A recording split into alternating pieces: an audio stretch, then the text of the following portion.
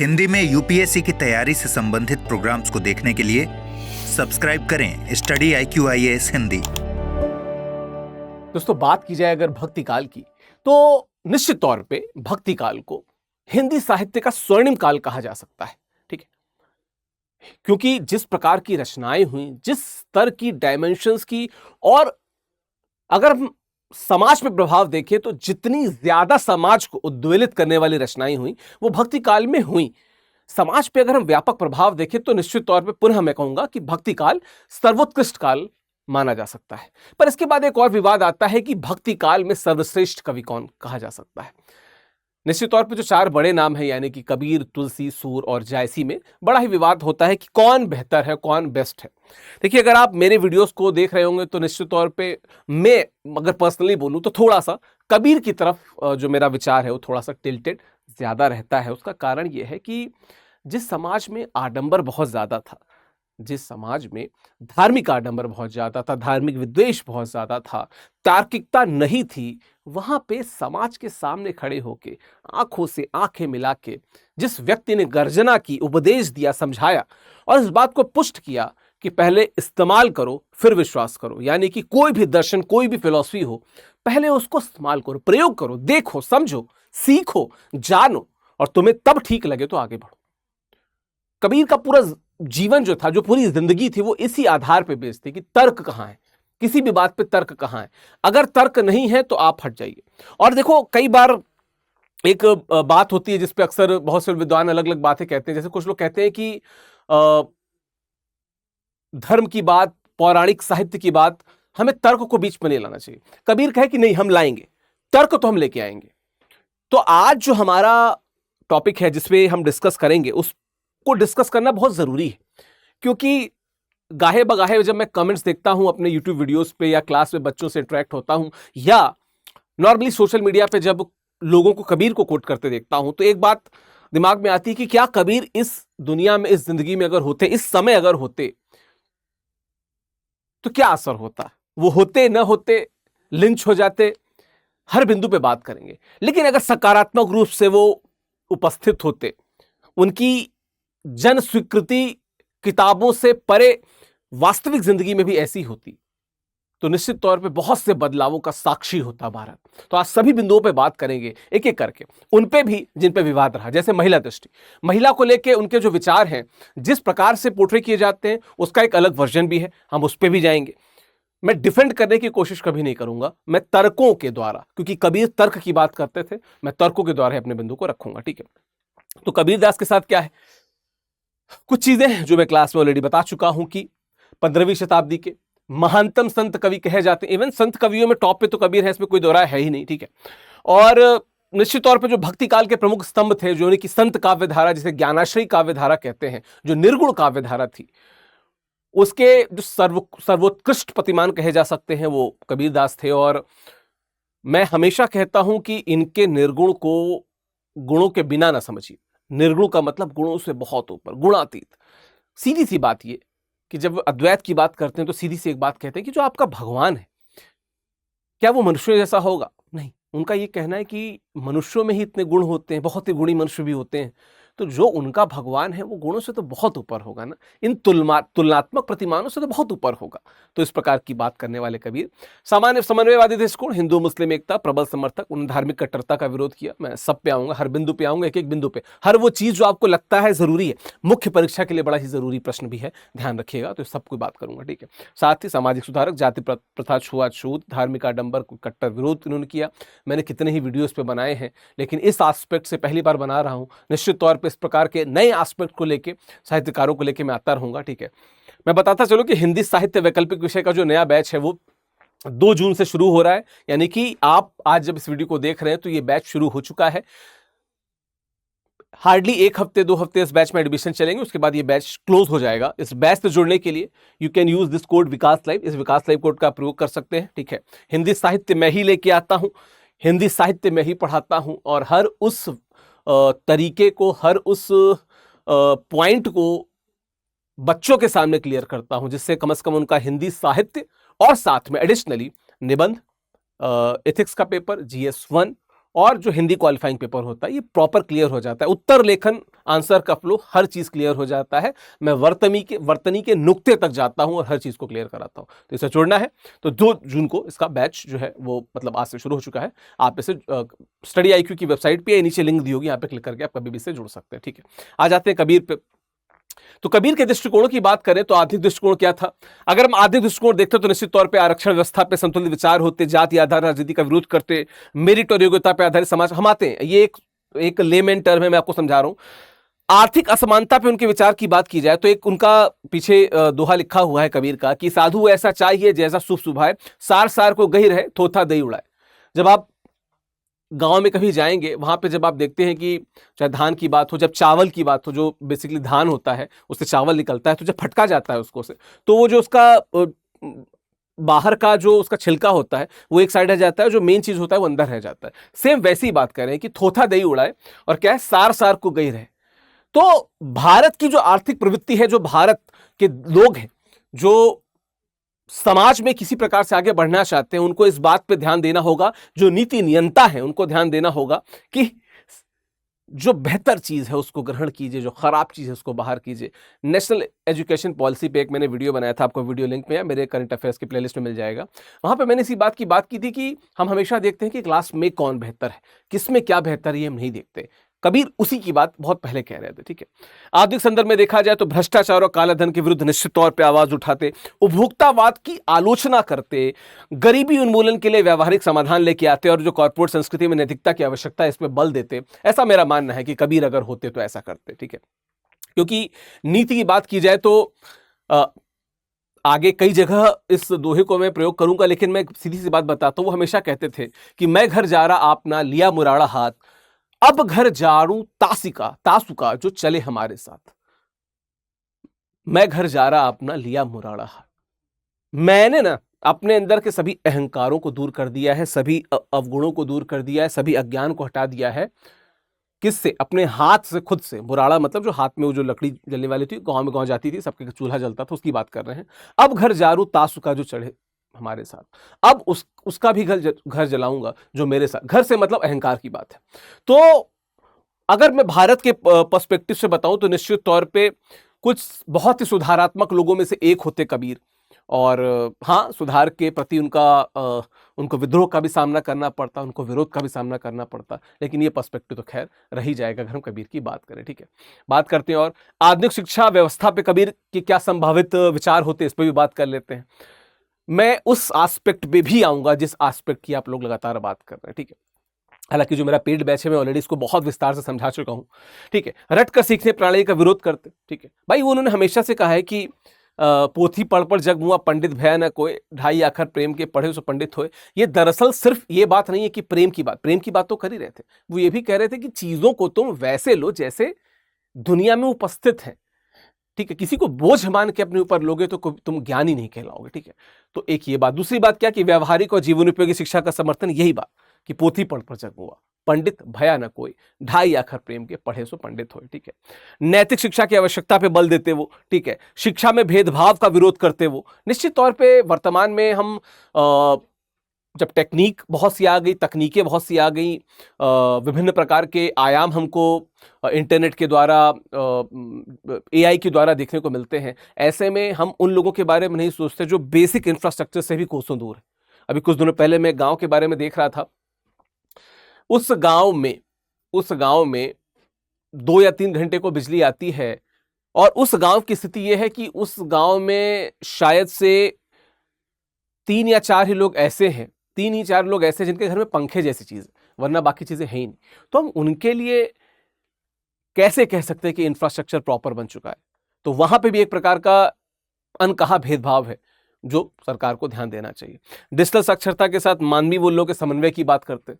ठीक है, मैं अगर आप मेरे करंट के वीडियो सेक्शन पे जाएंगे तो डिजिटल साक्षरता के साथ में जो इश्यूज क्रिएट हो रहे हैं, जो दिक्कतें क्रिएट हो रही हैं, जिस प्रकार की नकारात्मकता आ रही है, उस पर भी कबीर निश्चित तौर पे कुछ न कुछ मजबूत जरूर कहते। ठीक है, आधुनिक राजनीति के बारे में कबीर क्या कहते हैं? भ्रष्टाचार के विरुद्ध उनका सख्त रुख होता। ठीक है, जातिगत और धार्मिक राजनीति का विरोध करते। ठीक है, क्या कहते हैं कि मूड मुड़ाए हरि मिले तो में ले मुड़ाए, बार बार के मूड़ते भेड़ न बैकुंठ जाए। ठीक है। या वो बाद में कहते हैं कि काकर पाथर जोड़ के मस्जिद लियो बनाए, ताचड़ मुल्ला बाग दे क्या बहरा हुआ खुदा है। ठीक है। फिर कहते हैं कि पाहन पूजे हरि मिले तो मैं पूजू पहाड़, घर की चकिया कोई न पूजे पीस खाए संसार। ठीक है। और दिखावे की जो राजनीति होती है, वो एक बात ये भी कहते हैं ना कि कस्तूरी कुंडली बसे मृग ढूंढे वनमाही, ऐसे घटी घटी राम है दुनिया देखत नहीं। अपने अंदर के ज्ञान को देखो ना यार, वो तुमको काम करेगा नहीं। ये बाहर की दुनिया दिखावा है, छलावा है। ठीक है। निश्चित तौर पर जनता के हितों को प्राथमिकता वो देते, लोकतांत्रिक मूल्यों का समर्थन करते। कबीर तब भी लोकतांत्रिक मूल्यों का समर्थन कर रहे थे जिस समय वो जिस घर से आते हैं, जहां जुलाहों के घर से, जहां पे उनको पाला गया, और उस घर से आने के बाद समाज को वो उपदेश देना कि बेटा देखो ऐसा है ना कि जिस डायरेक्शन में तुम जा रहे हो वो सही नहीं है। अद्भुत है यार कबीर, अद्भुत है। उस परिवार से आना और संपूर्ण समाज की आंख में आंख देख के बोलना कि जो आप आडंबर दिखावा कर रहे हैं किसी यूज का नहीं है, किसी काम का नहीं है। ठीक है। धार्मिक कट्टरता के विरुद्ध निश्चित तौर पे वो क्या कहते हैं, संघर्ष की बात करते हैं। ऐतिहासिक रूप से क्या कहते हैं कि हिंदू कहे मोहि राम प्यारा, तुर्क कहे रहमाना, आपस में दो लड़ी मुए मरम को न जाना। ठीक है। तो जो ऐतिहासिकता की बात हम करते हैं कि गंगा जमनी तहजीब की बात करते हैं, दरअसल गंगा जमनी तहजीब की अगर हम बात करें तो कुछ चीजें ऐसी हैं जो स्पष्ट नहीं बैठती। ठीक है। क्योंकि जो हिंदू मुस्लिम टसल है, मैं जब इतिहास पढ़ाता हूं तो भी इस बात को पुष्ट रूप से रखता हूं कि हिंदू मुस्लिम टसल जो रही वो हमेशा से समाज में किसी न किसी द्वारा क्रिएट की गई। और ऐसे में ये देखने को मिलता है कि हिंदू कहते हैं कि राम हमारे प्रिय हैं, तुर्क कहते हैं कि रहमान हमारे प्रिय हैं, लेकिन वास्तविक मर्म वो इवन इस पे भी कहते हैं कि दशरथ सुत तिहुँ लोक बखाना, राम नाम का मर्म है आना। दशरथ सुत के तीनों लोक पे चर्चा है, पर वास्तविक राम नाम का मर्म किसी को पता है क्या? उत्तर है नहीं, कोई नहीं जान रहा है।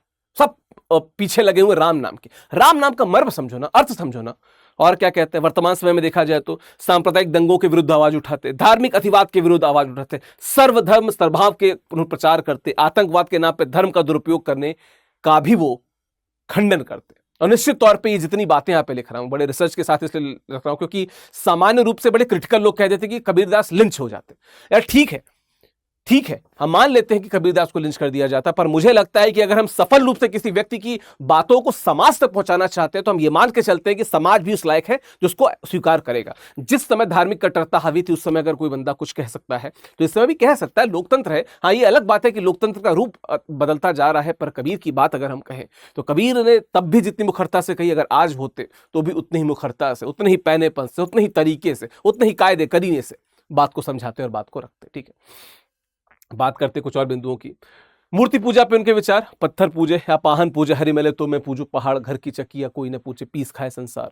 ठीक है। बहुत ही क्लियर कट बात है कि वो एक पत्थर कहीं बाहर से आ गया और आप उसको पूजने लगे, और घर में वो जो चकिया जो पहले से थी आपके दादों परदादों ने उसी से खाया। मैंने गांव में बहुत बार देखा है और मैंने खुद भी कोशिश की कि उस पर हाथ चलाऊं, क्योंकि मैं गांव में जब जाता था, नानी के यहाँ जाता था, तो उस प्रकार की चीज़ों को देखता था, बड़ा ही मेस्मराइज्ड होता था। मुझे लगता था कि कितनी अच्छी, कितनी पवित्र चीज़ है, क्यों नहीं इस पे फोकस हो रहा है। फोकस कहाँ पे हो रहा है? होना चाहिए धर्म पे करो, पर जो ज्यादा चीज़ रिलेटिवली घर परिवार का भोजन जिस पे चल रहा है, घर परिवार का निभा जिस पे हो रहा है, उस आटा की चक्की की बात कर लें, इस घर की चक्किया की बात कर लें, हो तो इस पे ही हो रहा है ना। ठीक है। आधुनिक धार्मिक प्रथाओं पे संभावित विचार क्या रहते? महंगे धार्मिक अनुष्ठानों का विरोध करते, पहले भी उन्होंने अनुष्ठानों का विरोध किया है। बाबाओं और ढोगी संतों का विरोध करते, उनके विरुद्ध चेतावनी की बात करते। धार्मिक स्थलों के व्यवसायीकरण का आलोचना करते, जो आजकल हाईली मनी माइंडेड धर्म होता जा रहा है, पैसे की बात हर जगह हो रही है। ठीक है। सच्ची भक्ति और आंतरिक शुद्धता पे जोर देते। देखो, जिस नाथ परंपरा से कबीर आते हैं उस परंपरा का उद्देश्य ये रहा है सच्ची भक्ति, क्योंकि नाथ परंपरा बनी है किस पे? सिद्ध परंपरा के जो गलत चीज थी उसको हटा के। तो सिद्ध परंपरा को और बेहतर करके नाथ परंपरा बनी है, तो नाथ परंपरा का बनना अपने आप में इस बात को पोषित करता है कि आंतरिक शुद्धता पे, क्योंकि नाथ परंपरा जब मैं गोरक्षनाथ की बात करता हूं तो टोटली उन्होंने आंतरिक शुद्धता की बात की, क्योंकि पहले सिद्ध परंपरा में जो भोग मूलक ज्ञान था उसकी तरफ जा रहे थे, यहाँ पे प्रेम मूलक ज्ञान और ज्ञान की तरफ थोड़ा सा आगे फोकस करने की बात करते हैं। तर्क संकेत ध्यान की बात करते हैं, मैं घर जा रहा अपना, लिया मुराड़ा हाथ, अब घर जारू तासु का जो चले हमारे साथ। तो कबीर के दोहे वैज्ञानिक सोच और अध्यात्म का सुंदर संयोजन थे, ठीक है। और बहुत सी बातें ऐसी हैं जो कबीर की वैज्ञानिक सोच की तरफ जाती हैं, ठीक है। जब मैं कहता हूं कि जब वो कहते हैं, इनफैक्ट कबीर कहते हैं कि बड़ा हुआ तो क्या हुआ, जैसे पेड़ खजूर, पंथी को छाया नहीं, फल ला गया थी दूर। मतलब अगर तुम कुछ बड़ा कर रहे हो तो समाज पे उसका असर कितना है, बहुत से कवियों पे लागू होता है। सूरदास की बड़ी तारीफ होती है, निश्चित तौर पे होनी चाहिए, पर सूरदास का जो साहित्य था, इवन कृष्ण भक्ति धारा के कवियों को जो साहित्य था, समाज को उससे बहुत कुछ नहीं मिला अपार्ट फ्रॉम जो कृष्ण भक्त थे।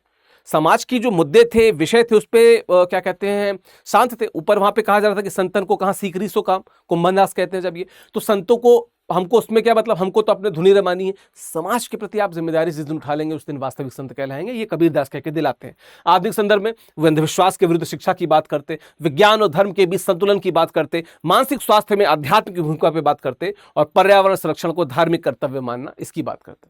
बहुत उन्होंने पेड़ों की बात की। आप उनके साहित्य में, उनके दोहों में, साकी सबद रमैनी जो है, उनमें आपको निश्चित तौर पे हर उस बिंदु पे दोहा मिल जाएगा जिस बिंदु पे आज हम लोग सस्टेनेबल डेवलपमेंट गोल्स की बात करते हैं। तो ये अपने आप में बड़ी साइंटिफिक बात है, ठीक है। बात की जाए और तो महिलाओं के प्रति कबीर का दृष्टिकोण, इस पे जरूर आना चाह रहा था, क्योंकि एक दोहा है इनका कि नारी की छाया पड़त अंधा होच भुजंग, अंधा होत भुजंग, कबीरा तिनकी कौन गति जे नित नारी के संग, ठीक है। तो इस पे बड़ा ही इन पे क्रिटिकल अप्रोच लोग लेते हैं कि क्या ही बोला होगा, क्या क्या। देखो, अगर तुम नाथ परंपरा को समझ रहे हो तो नाथ परंपरा में एक बड़ी बात यह हो जाती है कि अपने ध्यान से नहीं भटकना है, अपने ध्यान से नहीं भटकना है, ठीक है। तो कई बार ऐसा माना जाता है कि जो नाथ संप्रदाय के साधु हैं, संत हैं, कई बार नारियों के संयोग से या नारियों के आने से उनकी, जैसे बहुत बड़ा एग्जाम्पल है मत्स्येंद्रनाथ या मच्छंदरनाथ का, जब कहा गया कि जाग मच्छंदर गोरख आया, कई जगह लिखा रहता है भाग मच्छंदर गोरख आया। तो बेसिकली गोरक्षनाथ ने यही बात देखी थी। उन्होंने कहा था कि नहीं, नारी की संगत से दूर रहना है। पद्मिनी स्त्रियों के पीछे जब मत्स्येंद्रनाथ जाते हैं तो उनको वापस रास्ते पे लाते हुए गोरक्षनाथ, जो खुद उनके शिष्य थे, वो उनको ये बात बताते हैं। तो शायद इस पर्सपेक्टिव में कबीरदास ने कहा होगा, क्योंकि कबीरदास का अगर आप साहित्य देखेंगे तो उन्होंने कई जगह खुद को नारी रूप में भी बताया है। हरि मोरे प्यू मैं हरि की बहुरिया, या उन्होंने पतिव्रता स्त्रियों के बजाय पत्नी व्रता पतियों की बात की है। यह बताता है कि पुरुष महिला में लोकतांत्रिक रूप से वो विभेद करते थे और लोकतांत्रिक रूप से जो सही होता था उसकी बात करते थे। हालांकि ये जो इनका दोहा है कि नारी की झाई पड़त अंधा होत भुजंग, कई बार ऐसा लगता है, लेकिन इसके कुछ और कारण भी है। जैसे आलोचनात्मक विश्लेषण अगर किया जाए इसका, तो क्या है, मध्यकालीन सामाजिक परिस्थितियों का प्रभाव भी है। भाई उस समय महिलाओं की स्थिति सबसे ज्यादा खराब थी, तो थोड़ा बहुत असर भाई तुलसीदास में दिखता है, सूरदास में दिखता है। सूरदास के साथ क्या है कि सूरदास ने महिलाओं को जिस स्तर पर प्रस्तुत किया, तो ऐसा माना जाता है कि सबसे अच्छा कृष्ण भक्ति धारा में ही है, लेकिन उन्होंने सिर्फ प्रेम की ही बात की है, बाकी प्रेम और विरह की बात की है। मतलब अगर हम श्रृंगार की बात करें तो वियोग संयोग श्रृंगार की बात की है, बाकी बात नहीं की है। लेकिन बाकी बातों को देखेंगे तो उस कहानी पे भी बहुत ही आक्षेप उठते हैं, सूरदास की कहानी पे, भ्रमर गीत सार, ठीक है। आध्यात्मिक साधनों में विक्षेप की चर्चा, न कि महिलाओं की निंदा की बात उन्होंने की, ठीक है।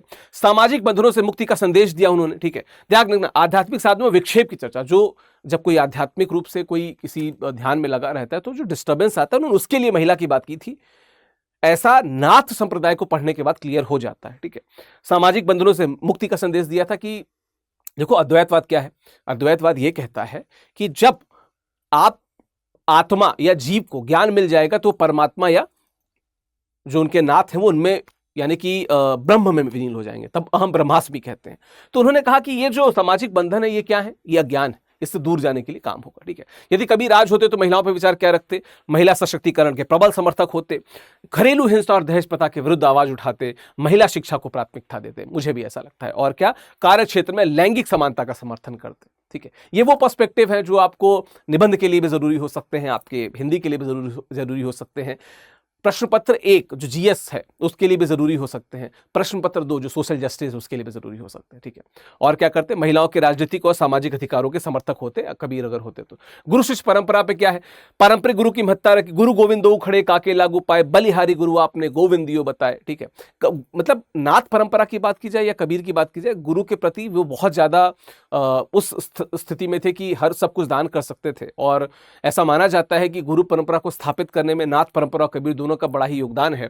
तो आधुनिक शिक्षा व्यवस्था में गुरु शिष्य संबंध में क्या कहते हैं, शिक्षकों के सम्मान की आवश्यकता की बात करते, डिजिटल युग में व्यक्तिगत मार्गदर्शन के महत्व की बात करते, भ्रष्ट और ढोंगी गुरुओं के विरुद्ध चेतावनी देते।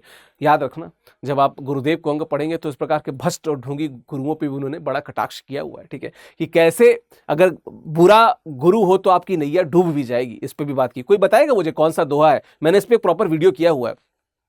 ज्ञान के लोकतंत्रीकरण का समर्थन करते, आजीवन सीखने की प्रवृत्ति को बढ़ावा देते और इस प्रकार की चीजों को फोकस करते वो, ठीक है।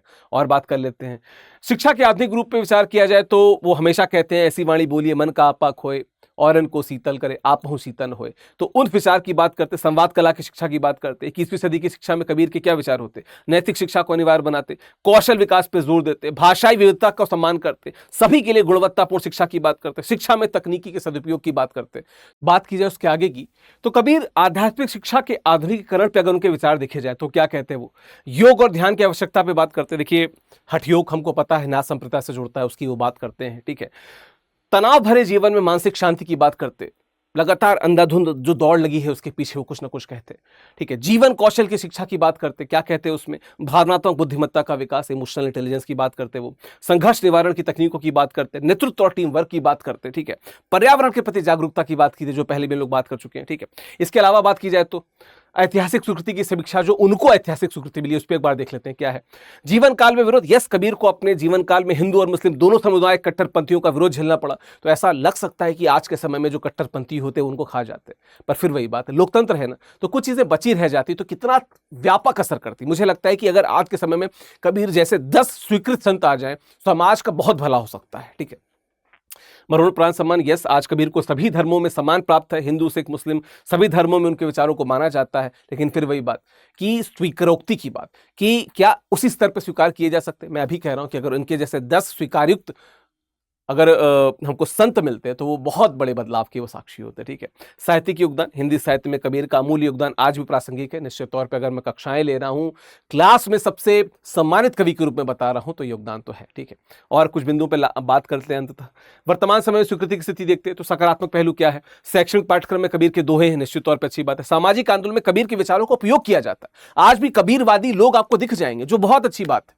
कबीर उस समय में आडंबर का विरोध कर रहे थे, जिसमें आडंबर की कोई बात नहीं करता था, ठीक है। बौद्धिक वर्ग में कबीर की लोकप्रियता निश्चित तौर पे बहुत ये सकारात्मक पहलू है, लोग बात करते हैं उनकी, ठीक है। कलाकारों और लेखकों पे कबीर का प्रभाव दिखता है, लेखनी पे, मूवीज में, ड्रामाज में, प्ले में, गानों में कबीर का प्रभाव दिखता है। जैसे वो था ना कि कागा चुन चुन खइयो वाला जो है वो कबीर या उस प्रकार की प्रवृत्ति की बात करता है, ठीक है। चुनौतियां क्या है, धार्मिक कट्टरपंथी अभी भी कबीर के विचारों का विरोध करते हैं, होता है, विरोध मिलता है। राजनीतिक स्वार्थों के लिए कबीर के संदेश की गलत व्याख्या की, गलत तरीके से चेप दिया जाता है, पता ही नहीं अर्थ, मर भी नहीं पता लेकिन फिर चेप दिया जाता है, ठीक है। और व्यवसायीकरण और भुक्तावाद के विरुद्ध कबीर के संदेशों की उपेक्षा भी की जाती है, जो वास्तविकता में समाज में वो बदलाव लाना चाह रहे थे उसकी भी वृहत स्तर पे क्या कहते हैं उपेक्षा की जाती है। तो अंततः हम क्या कह सकते हैं कि अगर आज कबीर भारत में होते तो बहुत से लोग कहते हैं कि लिंच हो गए होते, उनको मार दिया गया होता। देखो कबीर एक विचार है, विचारों को आप नहीं मार सकते। मुझे ऐसा लगता है कि कबीर अगर आज के समय में इस दुनिया में होते, ठीक है, इस लोकतंत्र ने अगर उन्हें बचा रखा होता तो निश्चित तौर पे धर्म का जो विकृत स्वरूप है हम उससे बचे होते, धर्म को उस तरीके से अपनाते जिस तरीके से वास्तविकता में धार्मिक प्रबुद्ध धार्मिक ग्रंथों में कहा गया है। आडंबर के तौर पे, दिखावे के तौर पे हम धर्म को ना लेते। तो निश्चित तौर पे बहुत बड़ा योगदान है कबीर का। भारत की जो परंपरा रही आडंबरों को क्रिटिसाइज करने की, भारत में जो परंपरा रही कि जो धर्म है उसके सभी एस्पेक्ट्स को देखो, सिर्फ आडंबर की तरफ मत जाओ, तो निश्चित तौर पे कबीर का भारत के लोगों पे, भारत के लोगों की जिंदगी पे असीम और बड़ा योगदान होता। हाँ, ये जरूर है कि उनको थ्रेट भी होता। आज के समय में जो स्थिति है लोग सुन नहीं पाते हैं, ऐसे में कबीर ने तो लानतें मलानतें कर दी तमाम धर्मों की, तमाम आडंबरों की। मेरा ये मानना है कि कबीर होते तो भारत एक सफल सुफल देश के रूप में, तर्क पे बात करने वाले देश के रूप में आगे बढ़ रहा होता अगर कबीर रहते तो। ठीक है, महिलाओं की बात कर ली जाए, शिक्षा की बात कर ली जाए, धर्म की बात कर ली जाए, व्यवसाय की बात कर ली जाए, शिक्षा की बात कर ली जाए, नैतिकता की बात कर ली जाए, हर जगह पे कबीर उसी मुराड़ा को हाथ में लेके आगे बढ़ रहे होते जिससे उन्होंने संपूर्ण अपने अहंकार को, घमंड को जला दिया और संपूर्ण भारत के घमंड को भी उसी प्रकार वो जला सकते, अंधविश्वास को और आडंबर को जला सकते। निश्चित तौर पे भारत में ऐसे बहुत से कबीरों की जगह सुनी है। आशा करता हूं कि आप में से कोई एटलीस्ट कबीर के उस रास्ते को उस तरीके से देख सकेगा और आगे उसी मशाल को आगे बढ़ा के ले चलेगा जिसको कबीर ले जाना चाह रहे थे। ठीक है, 2 जून से हिंदी साहित्य का जो बैच है वो शुरू हो चुका है। अगर आपसे जुड़ना चाहते हैं तो नीचे कमेंट बॉक्स में, नीचे डिस्क्रिप्शन में उसका लिंक दिया होगा या स्टडी IQ की वेबसाइट पे जाके आप इससे जुड़ सकते हैं। बाकी टेलीग्राम चैनल मेरा ये है @official विकास करके, आप यहाँ पे स्कैन करके मुझसे जुड़ सकते हैं। ऊपर ईमेल ID दी हुई है vikas.singh@studyIQ.com। आपको मुझसे कुछ बात करनी है, मेरे कोर्स से जुड़ना है तो आप यहाँ पे भी मुझे मैसेज कर सकते हैं। बाकी स्टडी IQ के किसी भी कोर्स के लिए, हमारे P2I फाउंडेशन बैच के लिए जो नया बैच अभी शुरू होने वाला है, वहाँ पे भी आप विकास लाइव कोड का प्रयोग कर सकते हैं फॉर मैक्सिमम डिस्काउंट्स। आपको ये वीडियो कैसा लगा आप निश्चित तौर पर ईमानदारी से बताइएगा। मैं जानना चाहता हूं कि जो स्टूडेंट्स हैं, जो हिंदी को पढ़ते हैं, हिंदी को नहीं भी पढ़ते हैं, समाज को पढ़ते हैं, उनको कबीर के बारे में क्या कहना है, या कबीर अगर उनके हिसाब से आज के भारत में होते तो उनका क्या रवैया होता। ठीक है, मुझे कमेंट बॉक्स में जरूर बताइएगा। आशा करता हूं वीडियो आपको अच्छा लगा होगा। बहुत बहुत धन्यवाद, थैंक यू। हिंदी में UPSC की तैयारी से संबंधित प्रोग्राम्स को देखने के लिए सब्सक्राइब करें स्टडी IQ IAS हिंदी।